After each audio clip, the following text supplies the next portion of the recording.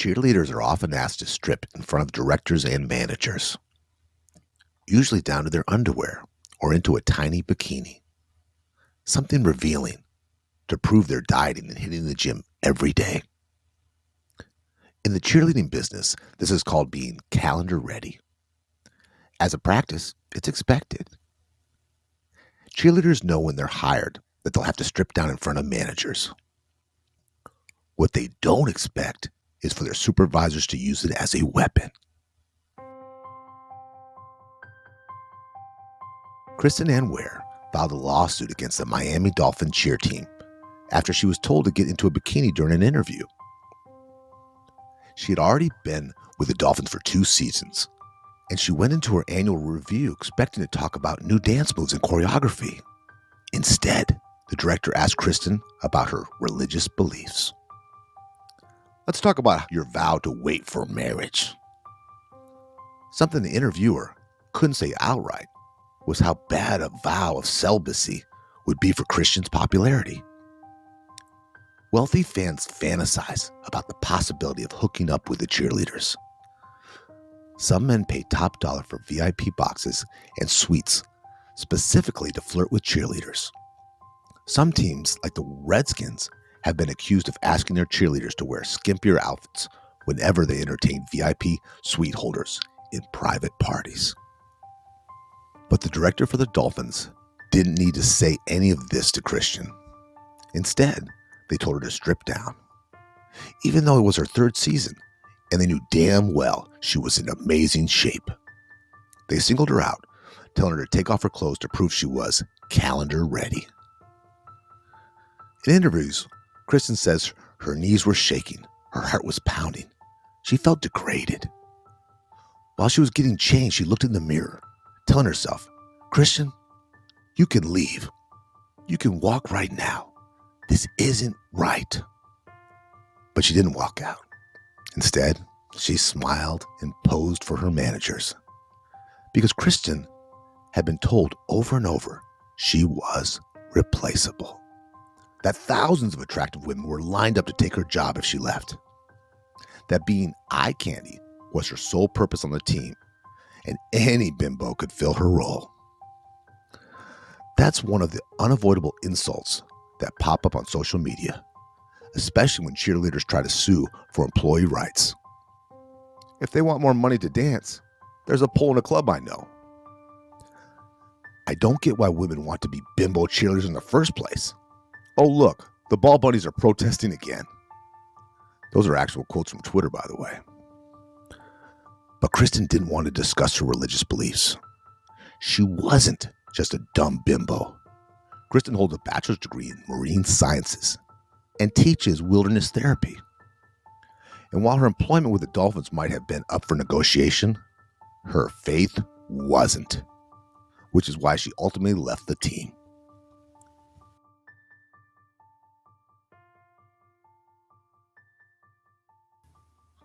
You're listening to The Re-Engineered You. This is a podcast about self-empowerment and all the myths, lies, and misconceptions we tell ourselves. Then we use science and history to bust those myths and re-engineer a better you. I'm your host, Todd Laments, the extrovert. And I'm the writer, researcher, and introvert, Joe Anthony, whose job it is to dig through the outer layer of no duh on the internet.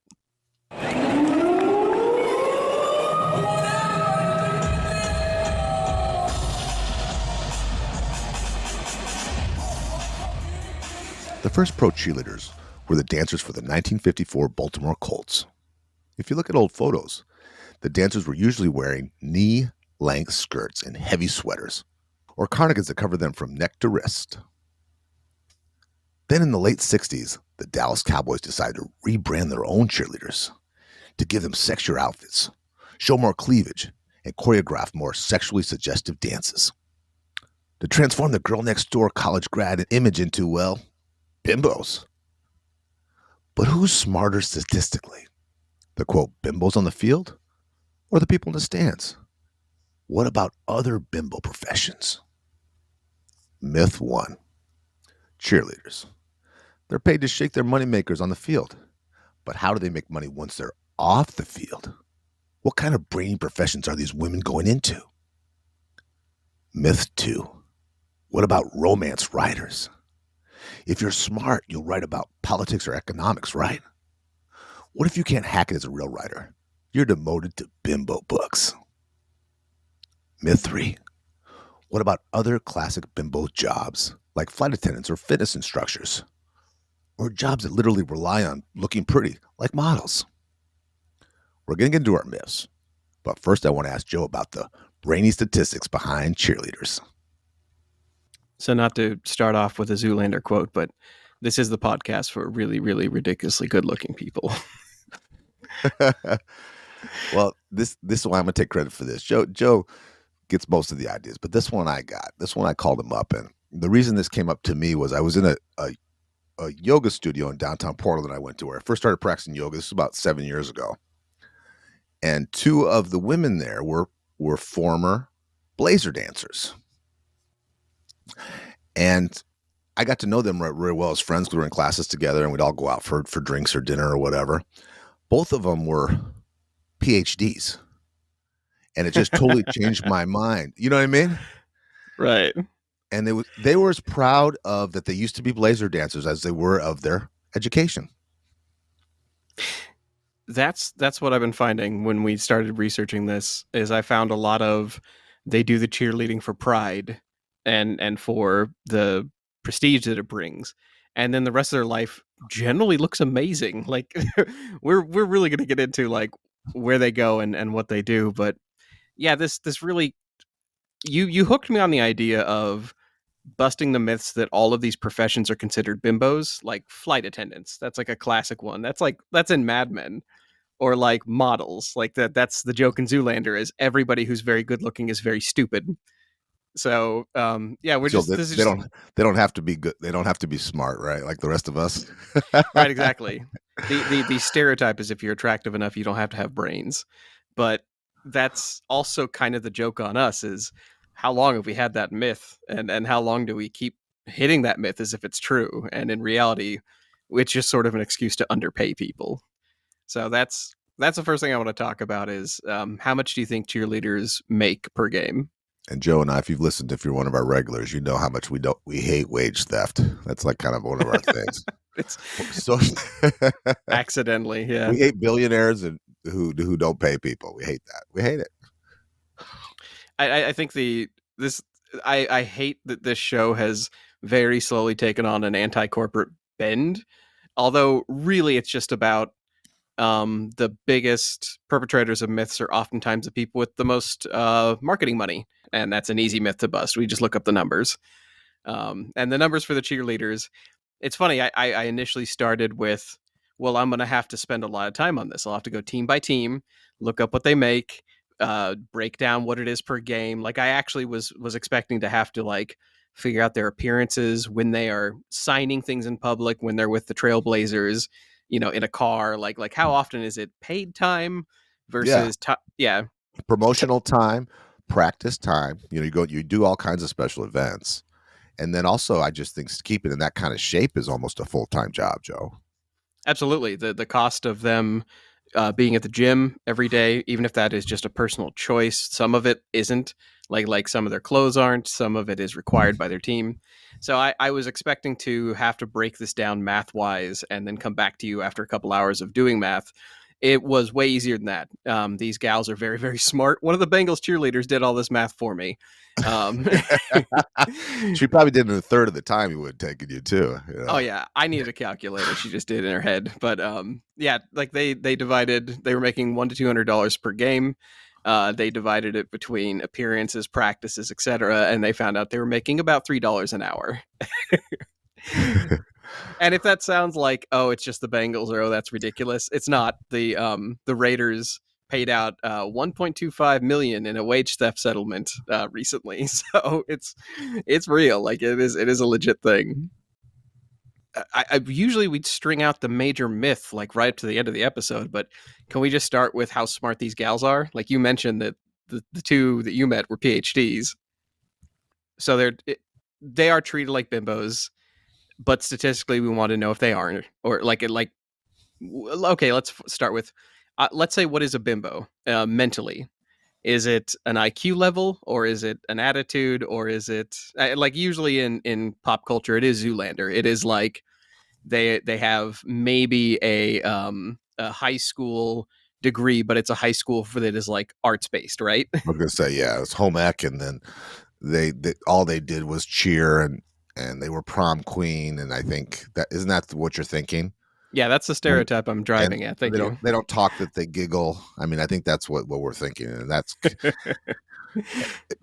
when you see how disciplined it takes to, just far as athletically, how many years of dance it takes to become any cheerleader at that level, right? It's it's a full-time job. Right. So I realized that the quickest way to dispel this was to go to hiring websites and recruiting websites, because they have to report what their education levels are to get hired after cheerleading. And it turns out 75% of cheerleaders are bachelor's holders, meaning they have a bachelor's degree. Um, 10% have an associate's, 2% have a master's, only 11% have a high school diploma. Um, That's so we're, shocking. Yeah. They're yeah. already, we have people who do research for us and help us on the show. I think they're more educated than we are, Joe. A lot. Oh, just going off like the baseline, like degree holding and like how many years of school they have, they absolutely are. Like most, like pound for pound, a cheerleader would probably do a better job sitting in front of this microphone than I am, just strictly by how smart they are. Um, and the most shocking part, if you are a retired, or say like our opening narrative, a cheerleader who has left cheerleading out of shame, guilt, or combativeness, what field do you think they go into? I would think, probably cocktail waitresses, bartenders. Models, instructors for like fitness. Yeah. Yeah, Yeah. At the gym. Yeah. I could see that. Right. That's a, yeah. I was thinking. I mean, I this is not a joke. I really actually was thinking in stereotypes when I started this. It's education. 60% of cheerleaders, 60%. 60% when they leave the cheer industry, they go into uh, education industries. That's crazy.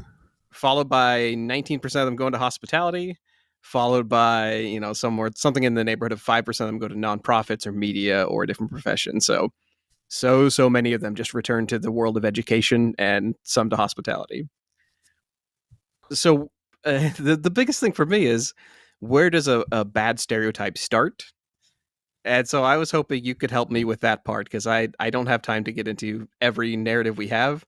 How do we go from treating PhDs like they're bimbos on the field,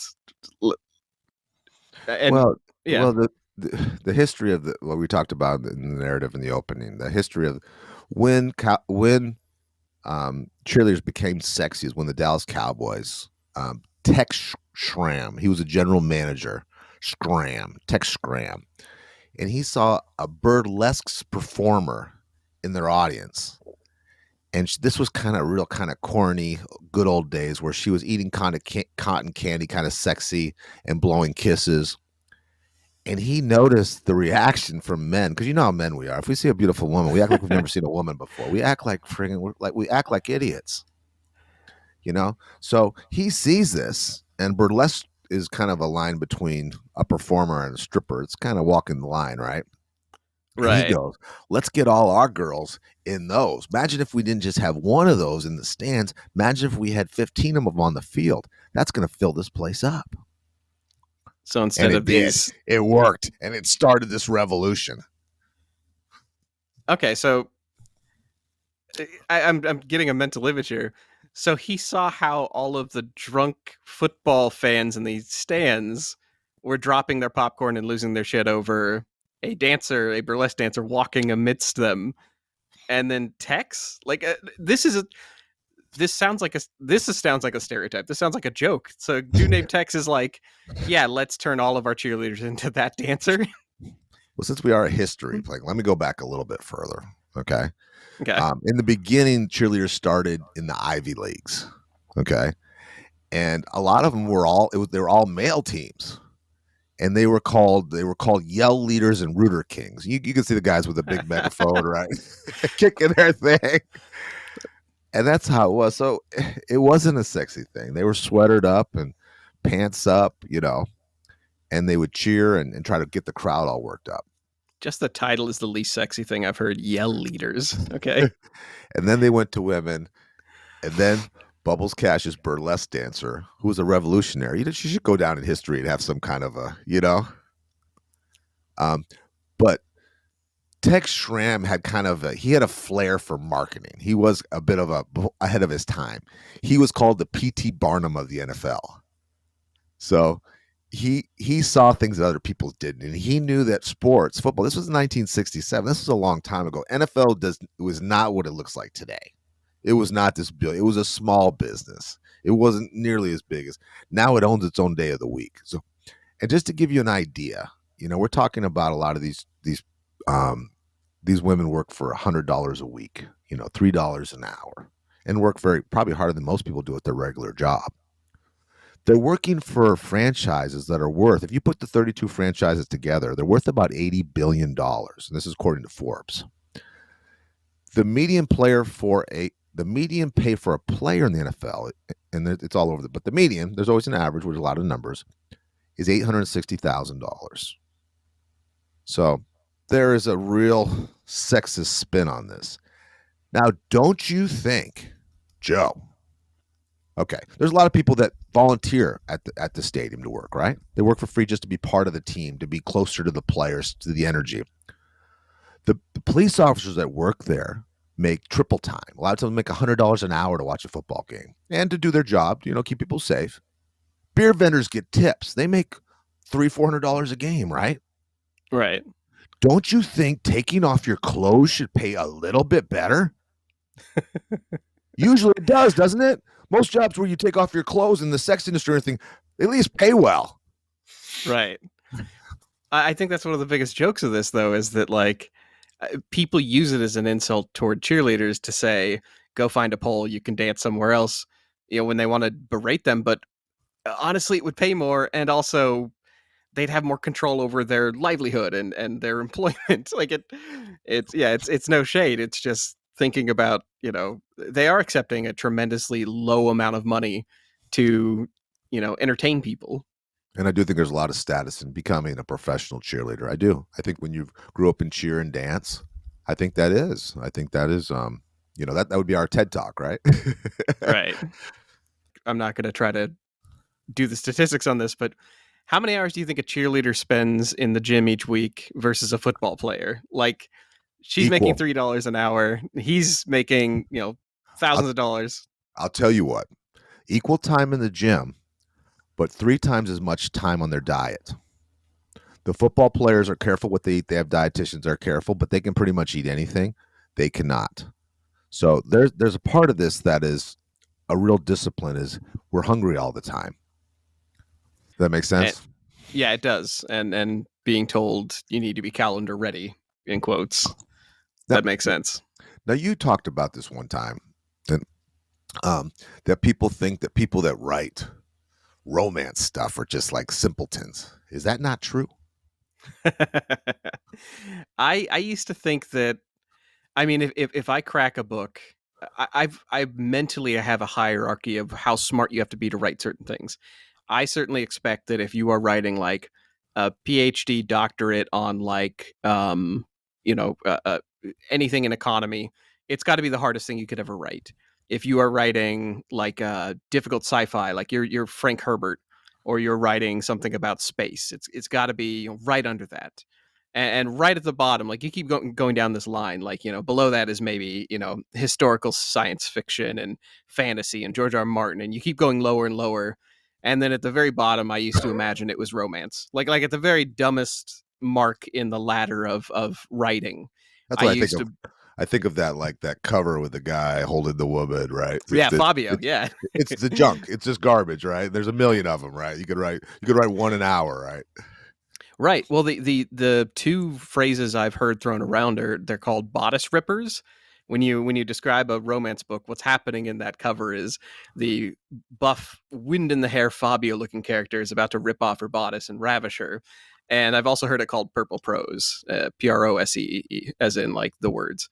And the idea is that you don't have to be smart to write that. You just have to like, it's the mental equivalent of taking, a Barbie doll and a Ken doll, mashing them together, and then getting paid at the end of the day. Like how, and they churn out so many. That's the other thing is they're, if you're, Steele or like, one of these other big romance writers, you have, 20 books a year coming out. So how hard could it be? With that So tone I of your voice, I'm guessing that there's there's a a shoe value dropping. change here. That you learned Yeah. something here. What did you learn? Well, I started getting into basically I started meeting and looking into people who wrote romance. And this all started in 2012, 2014. Willamette Writers had an annual conference, and one of the guests there was Diana Gabaldon. She's the one that wrote Outlander, which is very romance, very sexy. And she was talking to somebody on the radio. She tells a story where like she's speaking to someone and she's about to be on public radio. She's going to plug her book. She's basically recording a commercial, and they're asking her. They're like, "What's your reason for writing this?" And she says, "Oh, the thought of a guy, a royal man being in a kilt, and they could have you on the wall in 0 seconds flat, or against the wall in 0 seconds flat." She's like, "That was very appealing to me." And the guy behind the microphone says, "Ma'am, you're on air right now, and this is public." And she's like, "Well, my answer still stands." um, but I thought the way she spoke and the way she talked about the concepts in her book and the wording and how she stood there and she did the most intelligent thing I've ever seen. She actually spoke a one-page introduction for something. She made it up on the fly, and then she edited it mentally. And I've rewatched the video of her doing this, and she gets the words right. Like she sees the words in her head as if she is writing them, and she corrects them. And she spends a couple of minutes editing mentally while we're watching. And you would have to have like an invisible chalkboard next to you to keep track of what she's doing. This sounds like And some real genius, high level, Einsteinish. oh, it absolutely is. And I later found out that she has a PhD in behavioral ecology and was the founding editor of Science Software Quarterly. And she gave up doing hyper intelligent stuff to be a romance writer. That's on par with the with the top percentage of the cheerleaders, right? Yeah. And there's, I've also met And somebody probably who more is, educated than most of the, or probably more qualified than most successful writers oh, absolutely. in all of all There's genres. I have now had the privilege of meeting several very very intelligent romance writers and smut writers, and it's always shocking to me. Like it's always weird that they give up some incredibly high academic society job to go lower themselves to do something that is just fun. Like that's the answer I get the most often is why are they doing this? It's fun. Is it fun Um, and is it fun and is it profitable? yeah, exactly. Yeah. Um, And that's why we work, right? Is to make money. That's great. And to entertain. I'm sure it is fun. I mean, it's more fun to talk about that than thesis papers right. and Well, medical research. like the Sex sells. cheerleaders, it's something that appeals to them. Like doing it for prestige. You've got people doing it with you. It's fun. Your friends are there. It's more entertaining than like you said, trying to track the flow of kelp in the ocean. Like they're enjoying themselves. Um, I I think, remember. Yeah, go ahead. well, I think too, I think as someone who, our public speaking, you get a lot of attention and, I, What didn't that shock you when you were going? Like the amount of people who held high degrees and very successful jobs who wanted to leave those to go be public speakers because it was exciting. it is. And then with us, we've done speeches and we always laugh at people that we mentor who They're let's like just world face it. class in their own fields. Yeah, let's just face it. They're a different social class than us and far more educated.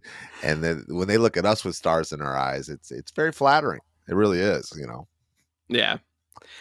It's I tried to find an answer for this, by the way. I was like, where's the crossover between intelligent people writing romance or just writers in general. And I ended up on an English forum where writers were arguing with each other about this. And my favorite quote to come out of this was that, to write tolerable poetry requires great insight. To write tolerable prose takes practice. To write a tolerable master's thesis just requires money. And that was from somebody named Blair on the forums. And I thought that was great. That's great. I asked you to find and present who is the smartest cheerleader on the field that you could locate, because we wanted But to go from like most of them hold a degree and most of them are very smart. But what's the big one? well, grew up in rural Maine, so I'm a New England Patriots fan, and one of the most intelligent football players that ever played is Tom Brady, and that's probably not debatable. But even the most intelligent coach in the history of the NFL, that's not debatable either. And I don't just mean he hired a rocket scientist as one of his defensive coordinators once. And he even went on about Coach Belichick, the coach of the New England Patriots. But that's not the smartest person on staff of the New England Patriots. A cheerleader, Kelly Bennon, 26.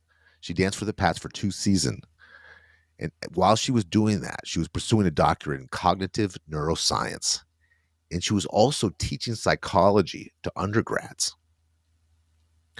And she was doing this at she also had degrees in psychology and in Spanish, so she's bilingual too, from Middlebury College, and she got her master's in education from Harvard.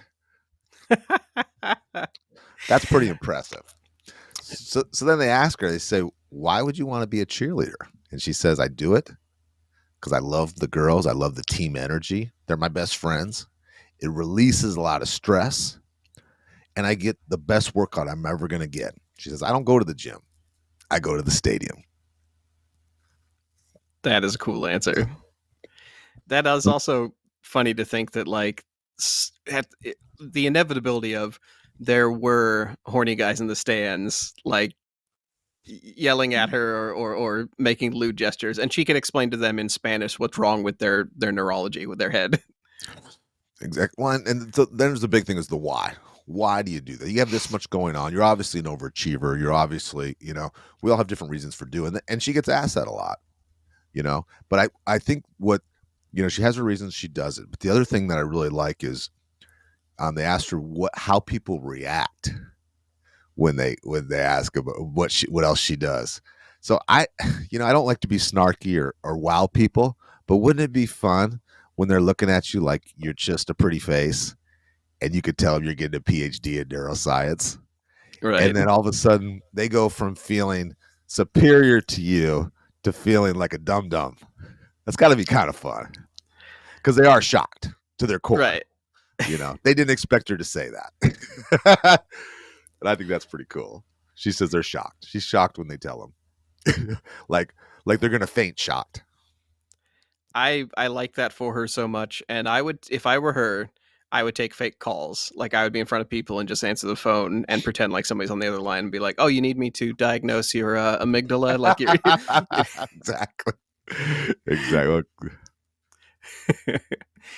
I have a suspicion now about you, Todd. I think that this episode, when you started talking about it, I think this stems from you told me that everybody has something very interesting to tell you when you meet them, and you just got to sort of like dig it out of them. You put it in better terms than that. I make it sound like you're trying to mine people for information, but no, my saying is everybody in the world either has a best-selling book in them about something they've accomplished or something they've survived, but getting people's interest out of them, you do got to dig and ask a lot of questions. They don't just offer it up. I kind of decided to apply this same equation to other quote unquote bimbo jobs and things that people would normally consider looks based or appearance based occupations. And I want to find out how many of them are degree holders, or what do they have to do to get where they are? Like what brainy, what super minds are hiding amongst the ranks of models and people like that. So I wanted to start with the models, if that's okay. Like I wanted to start with the Zoolander myth. Are really, really, really exceptionally good looking people dumb? Now you and I have had episodes in the past where we have talked about that there is a suspected correlation between looking attractive and having slightly higher IQ. Um, the thought behind that so far, and this is sort of like I will someday delve very deeply into this, but the idea is it may be that you know Natalie Portman is hyper intelligent because she's attractive. It might be that if you have a good set of genetics and you have never had anything in your life that impacted your health enough to, like you never went malnourished, you never had Hmm. a major health problem that Yeah. damaged your skin or took away calcium from your bones or something. Well, The I think, idea, yeah, I think, yes, and the good diet, good rest. Um, yes, I'm going to say a little bit. Well, there's not the childhood neglect, yeah. or adult neglect. Well, there is a London School of Economics paper and theory that there are open arguments about. I'm not going to quote their studies yet, and I'm going to hold out to look into it a little bit more. But they have started reporting a correlation between attractiveness and IQ. The idea is that exceptionally attractive models that they were looking at, they usually had about 10 to 15 points higher on average IQ. Um, and that doesn't go across the board for everybody and everything. And it's still sort of, I mean, like I was reading through the comment section, and it's weird to read through a comment section and see articles or arguments, and the arguments are from scientists that you know and recognize from other studies. Like this is Yes, a locker room slap fight behind the scenes between very very smart scientists. and that they're genuinely interested in this too, right? Yeah, they want to know if it's true, if attractive people are somewhat smarter on average. So it's possible. I do know though from applying the same Zippia statistics, like looking at Zippia, seeing what their degrees are. Fashion models, by and large, 77% of them hold degrees. Seven. Whether That's a high yeah, percentage. Yeah.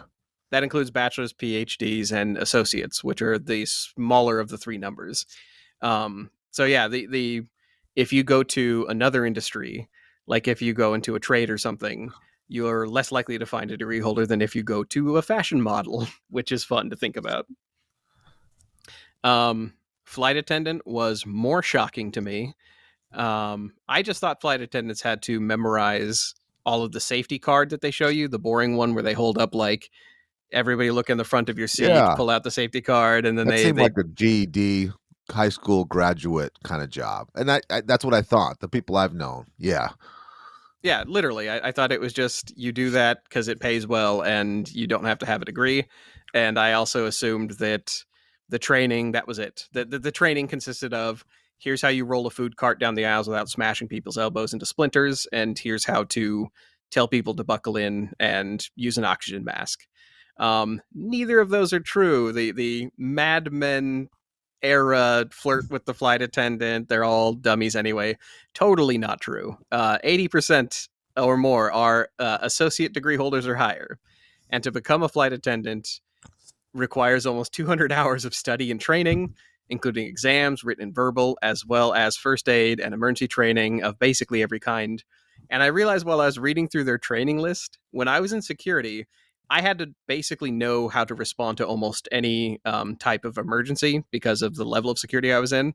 Uh, Reading through this, I'm like, oh, they did better than me. Like a flight attendant would make a better, like anything I did at my job, they could have done very easily. So, This is starting to get to me now a little bit. Can I tell you something? Can I share yeah, something with you?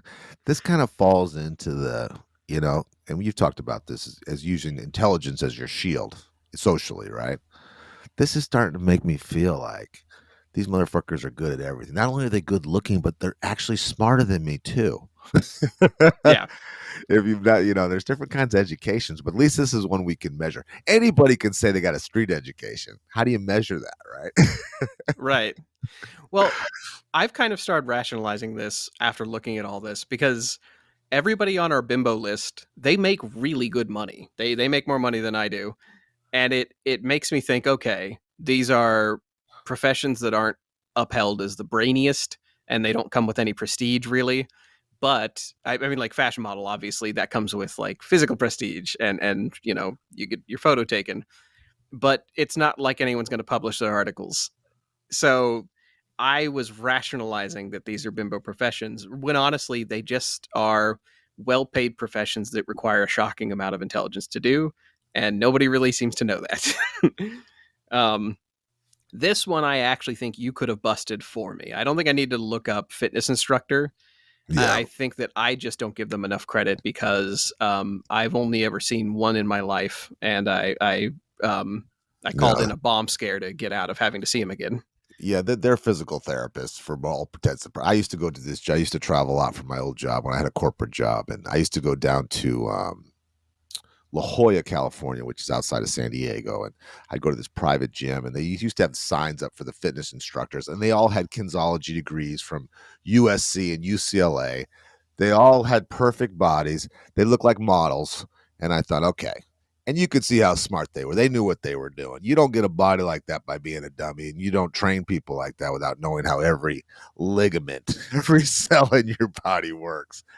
And that goes, one of my good friends was a trainer at LA Fitness, which is, a McDonald's, a gym. And he had a degree from Portland State, and he knew way more. I'd go to him for medical advice before a lot of doctors. I mean, he knew a lot about health. That is the part that shocked me is how many of them have health degrees specifically. 70% of them hold bachelor's or master's, 15% hold associates, and they are certified nationally usually, and they have to clock continued education hours or they have to go through a recertification test. And they look So great. They're gorgeous. They have great bodies. There's something to be said for that. I shit you not, I actually thought that was their only qualification. Like when I used to go 24-hour fitness, I thought they had only gotten the job because they were like they knew how to use the equipment and they look good. And I figured that that's, you stay there too long, you stay in the gym too long, they'll eventually put a trainer shirt on you and just have you start training people. At least he finally admitted he's wrong. You haven't said you're wrong for 3 years. Finally, Well, some humility from you. A hint of humility from Joe, I the am going to genius. edit that out.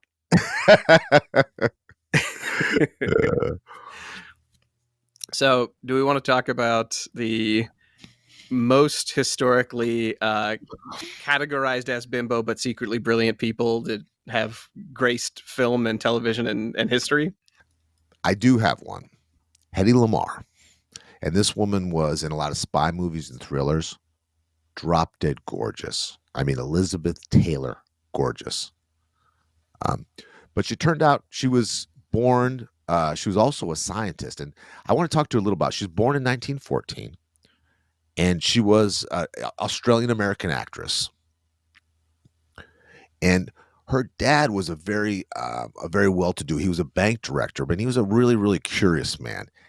And he, at a time when daughters weren't given as much education as young men, he would take her for long walks and talk to her about engineering and how things worked. And he always talked to her, even when she was 5 years old, like she was an adult. And so he instilled a curiosity in her. So not only was she beautiful and talented, but she had an interest that was given to her by her dad at a very young age. She became a very successful actress. She actually ended up hooking up and dating Howard Hughes. You know, great Howard Hughes, right? A weirdo. He's weirder than you. Oh wow, yeah, the test pilot. Now, while hanging out with him, she bought a book about fish and a book about birds, and she found the breed of the fish and the bird that was the fastest. And she combined what they had, their gills, their wings, and she designed a plane for Howard Hughes. And Howard Hughes was blown away, and he used her design, and he said to make a faster plane. So No way. she designed it from nature. Yeah. Now she came in right during the World War, and she partnered up with another person who was an actual scientist, and they figured out how to intercept. It's called frequency hopping. They knew how to intercept radio waves, and so she helped the Navy out in helping save lives, and and to get the enemy, Germany, during the World War. So she is credited with today's being the founder of Wi-Fi and GPS and Bluetooth. So Hedy Lamarr, an actress. When you talk about her father having a rule where he speaks to her like an adult and he feeds her curiosity, this also shockingly reminds me of William Sidis, because we have a book chapter about him, and we wanted to carve out the rules that like makes a genius, and that sounds so close to it. It does. And William Sides was, he had an IQ 100 points higher than Albert Einstein. And it's a tragic story. You'll read it in our book. But yeah, it's the same thing. And they said there was no baby talk. She was talked to, Eddie was talked to just like he was, like an adult from a very young age. Now, she lived a great life. I mean, she was a movie star. She was a war hero. She dated billionaires. She died in 2000, but she was inducted into the National Inventors Hall of Fame. And that's how she got. And they call her the mother of Wi-Fi and other wireless stuff, like GPS and Bluetooth.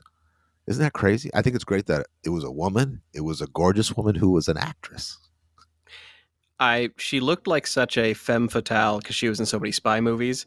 I want it to be like every time you connect to Wi-Fi, her face is just like flashes up and like just giving you permission silently to use her internet, and then it goes away again.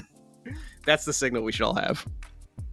There's nothing more attractive than a gorgeous genius. I would say amen to that.